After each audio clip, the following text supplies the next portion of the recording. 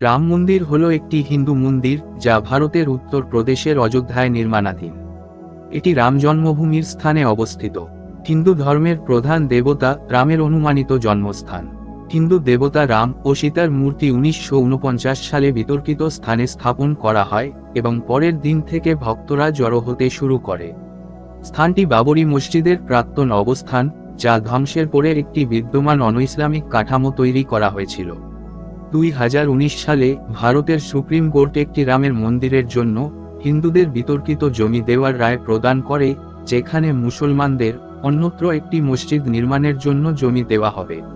রাম মন্দিরের উচ্চতা 161 ফুট, সাইটের এলাকা 2.7 একর।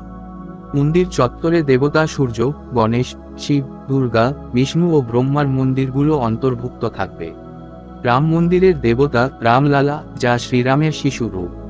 প্রধানমন্ত্রী নরেন্দ্র মোদী 5 আগস্ট 2020 রাম মন্দির নির্মাণের সূচনার জন্য ভূমি পূজন সম্পাদিত হয়েছিল।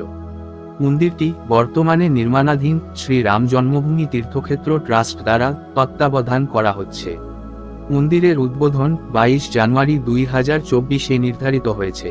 এরকম দেশ, দুনিয়া, বিনোদন, খেলার টাটকা খবর, আপডেট এবং ভিডিও পেতে লাইক, ফলো, সাবস্ক্রাইব করুন আমাদের বাংলা টিভি চ্যানেল।